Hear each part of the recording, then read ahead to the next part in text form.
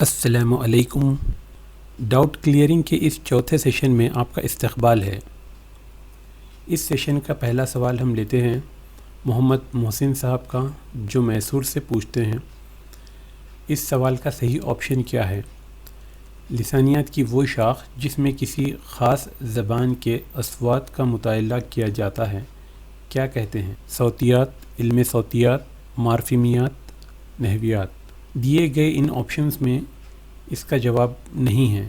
اس کا صحیح جواب فونیمیات ہے۔ فونیمیات لسانیات کی وہ شاخ ہے جس میں کسی خاص زبان کے اصوات کا مطالعہ کیا جاتا ہے۔ اگلا سوال رفیق احمد صاحب کا ہے، جو پوچھتے ہیں کہ ترقی پسند تحریک کے بارے میں بتائیں۔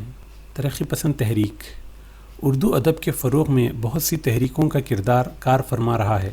ہر تحریک نے اردو زبان و ادب کی ترویج و ترقی میں اپنا اپنا کردار ادا کیا ہے۔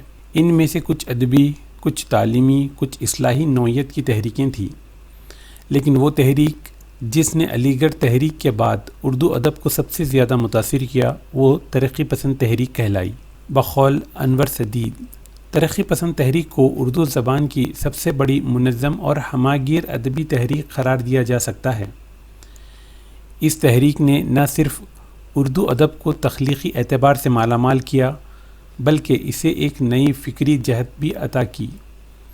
یہ اردو ادب کی پہلی باقاعدہ تحریک ہے جس کا اپنا ایک باضابطہ منشور بھی لکھا گیا تھا۔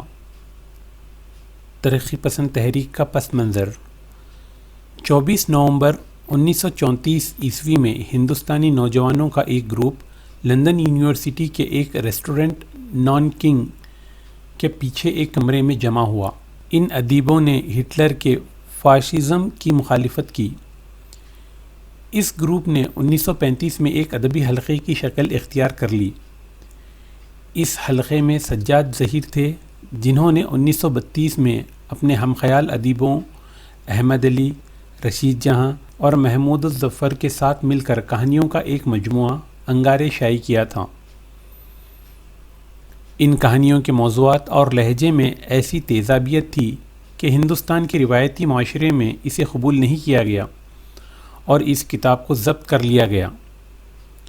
سجاد ظہیر کے علاوہ انگریزی کے ناول نگار ملک راج آنند، بنگالی کے ادیب جیوتی گھوش اور پرمود سین گپتا، اور اردو کے شاعر ڈاکٹر دین محمد تاثیر شامل تھے۔ ان لوگوں نے ایک انجمن بنائی اور اس کا نام انڈین پروگریسو رائٹرز ایسوسی ایشن رکھا، اور ملک راج آنند کو اس کا صدر مقرر کیا گیا۔ انجمن کے مینیفیسٹو کا مسودہ لندن ہی میں تیار ہوا۔ اس کی نقل سجاد ظہیر نے ہندوستان میں اپنے پڑوس ڈاکٹر اشرف محمود الظفر اور ان کی اہلیہ ڈاکٹر رشید جہاں کے علاوہ احمد علی اور ہیرین مکھرجی کو بھیجا۔ ترقی پسند تحریک کا جو ابتدائی نام تھا وہ انڈین پروگریسو رائٹرز ایسوسی ایشن تھا۔ اس کے بانی سجاد ظہیر تھے اور اس کا صدر ملک راج آنند کو بنا دیا گیا تھا۔ یہ تحریک باقاعدہ 1936 عیسوی میں عمل میں آئی۔ ترقی پسند تحریک کے مقاصد۔ ترقی پسند تحریک کے مقاصد مندرجہ ذیل تھے: ادب کو ادب برائے زندگی قرار دینا اور ادب سے تنقید حیات کا کام لینا، اردو ادب کی نوعیت کو بدل دینا، علوم اور فنون کے رشتوں کو مضبوط اور استوار کرنا، ادب کے ذریعے معاشی انقلاب کی راہیں ہموار کرنا، انسانیت کو مذہب قرار دینا، پسماندہ طبقوں کی حمایت کرنا، جمہوریت اور آزادی کے لیے جد و جہد کرنا۔ انجمن کے اغراض و مقاصد کو پریم چند نے اکتوبر 1935 میں اپنے رسالے ہنس میں شائع کیا اور ایک اداریہ لکھا اور ان مقاصد کی حمایت کی، اور لکھا یہ ہمارے ادب میں ایک نئے دور کا آغاز ہے۔ دوسری مرتبہ فروری 1936 میں لیفٹ ریویو لندن نے اسے شائع کیا۔ ترقی پسند تحریک کا آغاز۔ سجاد ظہیر جب ہندوستان آئے تو انہوں نے مولوی عبدالحق، منشی پریم چند، جوش ملیح آبادی اور منشی دیا نارائن نگم سے ملاقات کی، جو دسمبر 1935 میں ہندوستانی اکیڈمی الہ آباد کی ایک کانفرنس میں شرکت کے لیے آئے تھے۔ ان ادیبوں اور دانشوروں نے مینیفیسٹو کے مقاصد سے اتفاق کیا اور اس پر دستخط کیے۔ ترقی پسند تحریک پہلی ادبی تحریک تھی جس میں مختلف زبانوں کے ادیب نظریاتی اتحاد کی وجہ سے ایک پلیٹ فارم پر جمع ہو رہے تھے۔ اس بات کو محسوس کیا جانے لگا کہ ایک کانفرنس بلائی جائے جس میں ملک کے ادیب جمع ہو کر ایک دوسرے سے تبادلہ خیال کریں۔ چنانچہ 1936 عیسوی میں اس کی پہلی کانفرنس ہوئی، ترقی پسند تحریک یا ترقی پسند مصنفین کی کانفرنس۔ ترقی پسند تحریک کی پہلی کانفرنس لکھنؤ میں 15 اپریل 1936 عیسوی میں ہوئی تھی۔ اس کانفرنس میں منشی پریم چند، حسرت موہانی، جے پرکاش نارائن، کملا دیوی، افتخار الدین، یوسف علی وغیرہ نے شرکت کی تھی۔ منشی پریم چند کی صدارت میں یہ کانفرنس منعقد کی گئی تھی۔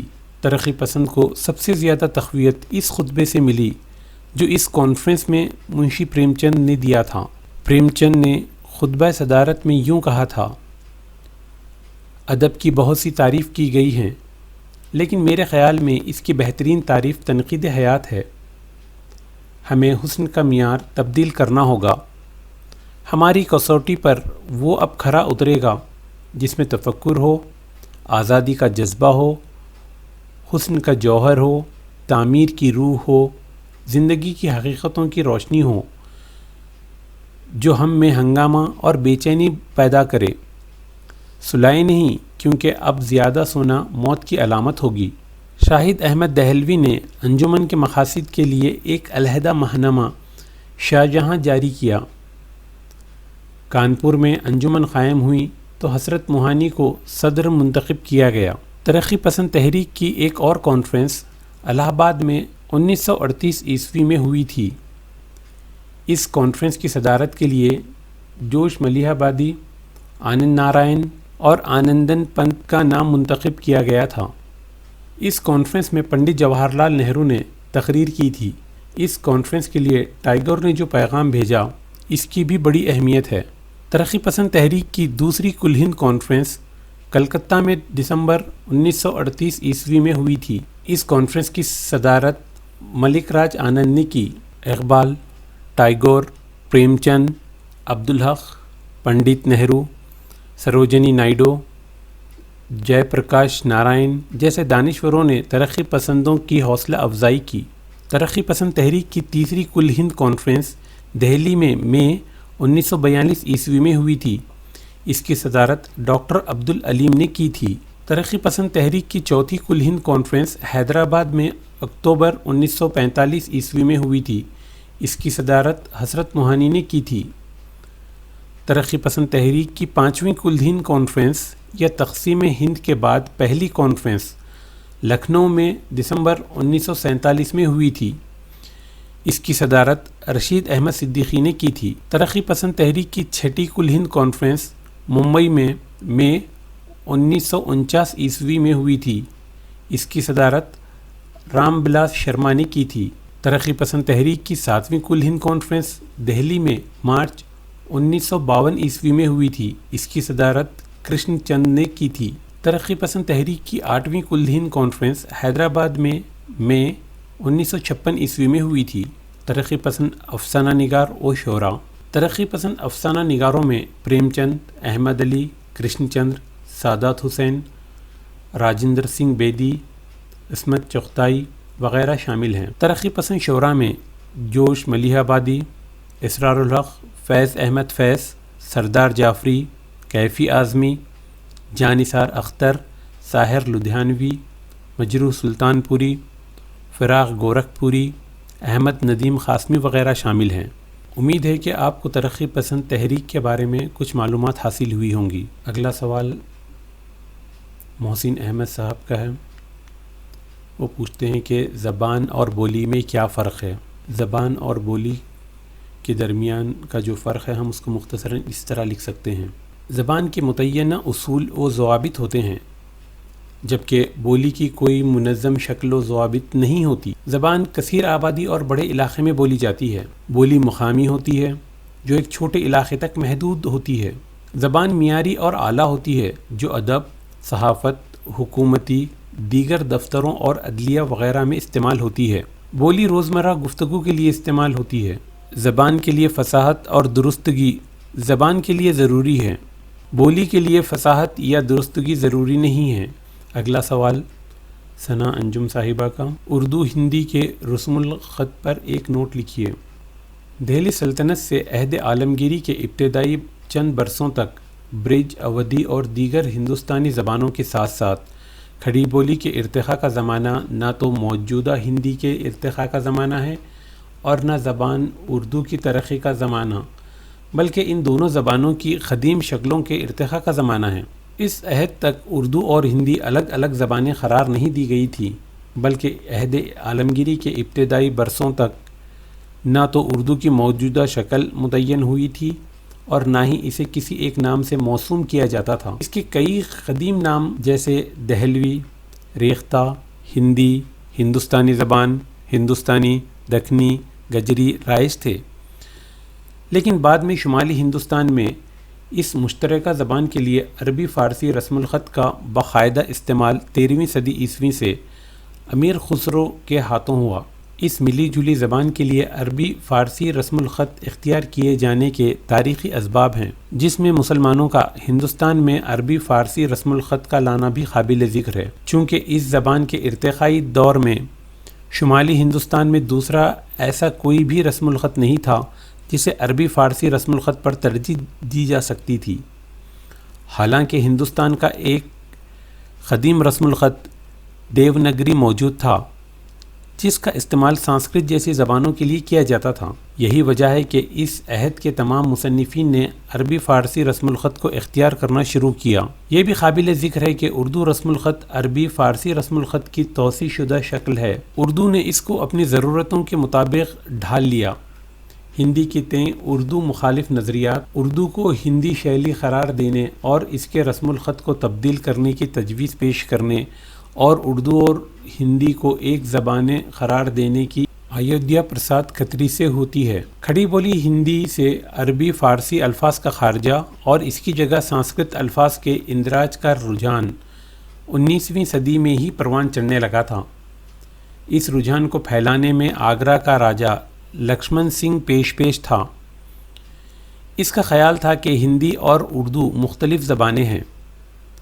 اس کے ملک کے ہندو ہندی بولتے ہیں جبکہ مسلمان اردو بولتے ہیں۔ جس طرح اردو میں عربی اور فارسی الفاظ کثرت سے پائے جاتے ہیں، اسی طرح ہندی میں سنسکرت الفاظ کثرت سے پائے جاتے ہیں۔ انہی خیالات و نظریات کے تحت ہندی کی شناخت ہندوؤں کی زبان کے طور پر ہونے لگی اور اردو کو مسلمانوں کے ساتھ منسوب کیا جانے لگا۔ تاریخ کے اوراق شاہد ہیں کہ کلکتہ میں فورٹ ولیم کالج 1800 عیسوی کے قیام کے بعد شمالی ہندوستان کی اس زبان کو، جو اپنے زمانے میں قیام سے ہی فارسی رسم الخط میں لکھی جاتی تھی، اب ناگری حروف یعنی رسم الخط کا لبادہ پہنایا جانے لگا اور ناگری رسم الخط میں ملبوس اس زبان کے لیے کھڑی بولی ہندی کا نام تجویز کیا گیا تاکہ اسے اودھی، برج بھاشا، راجستھانی اور دوسری بولیوں سے ممیز کیا جا سکے۔ اس کے ساتھ ہی فارسی عربی الفاظ کے اخراج اور ان کی جگہ سنسکرت الفاظ کے اندراج کا طریقہ کار اختیار کرنے سے جو زبان وجود میں آتی گئی، اسے آہستہ آہستہ غیر مسلمانوں کی اکثریت نے اپنانا شروع کر دیا اور اردو بولنے والوں اور اپنی زبان کہنے والوں کی تعداد بتدریج کم ہوتی گئی، جس کے سبب سرزمین ہند میں جو اس کی جائے پیدائش ہے، اقلیتی زبان بن کر رہ گئی۔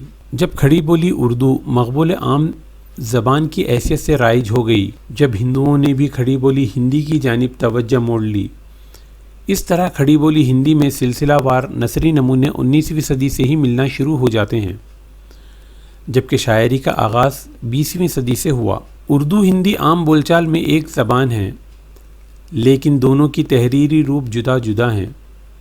جب سرکاری زبان کے طور پر ہندی اور اس کا رسم الخط دیونگری رائج کرنے کا مطالبہ منظور ہوا تو اردو زبان اور رسم الخط بھی اسی حیثیت سے رائج رہا۔ اردو ہندی کو ایک دوسرے کے رسم الخط میں لکھا جا سکتا ہے، لیکن اس حوالے سے کسی ایک کا رسم الخط اتنا مکمل اور جامع نہیں ہے کہ ایک دوسرے کے تمام صوتیات کو ظاہر کر سکے۔ یعنی اردو رسم الخط میں لکھی گئی ہندی کو اس وقت تک درست پڑھنا ممکن نہیں ہوگا جب تک کہ اعراب کی سختی سے پابندی نہ کی جائے۔ اسی طرح اردو کی کچھ مخصوص آوازوں کو ظاہر کرنے کے لیے دیوناگری رسم الخط میں بعض ماتراؤں اور اضافی نقطوں کی مدد لینی پڑے گی۔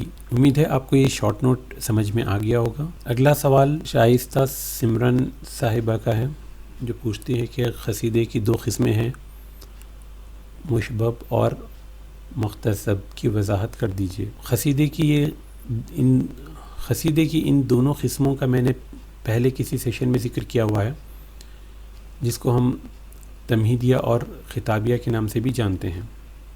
پھر بھی مختصراً میں یہاں پر بتا دیتا ہوں کہ مشبب اور مختصب قصیدے کیا ہوتے ہیں۔ اجزائے ترکیبی کے لحاظ سے قصیدے کی 2 قسمیں ہیں، مشبب اور مختصب۔ مشبب اس قصیدے کو کہتے ہیں جس میں تشبیب اور گریز کی پابندی ہو، یعنی اس قصیدے میں قصیدے کے تمام اجزاء پائے جاتے ہوں۔ مختصب اس قصیدے کو کہتے ہیں جس میں تشبیب اور گریز کی پابندی نہ ہو۔ امید ہے آپ کو یہ جواب سمجھ میں آ گیا ہوگا، جس کو ہم تمہیدیہ اور خطابیہ کے نام سے بھی جانتے ہیں۔ آپ کو یہ ڈاؤٹ کلیئرنگ سیشنز کیسے لگے، اس کے بارے میں آپ اپنی رائے ضرور دیں، اور امید ہے کہ آپ نے اپنے امتحانات کی تیاری کر لی ہوگی۔ اللہ سبحانہ و تعالیٰ آپ کا حامی و ناصر ہو۔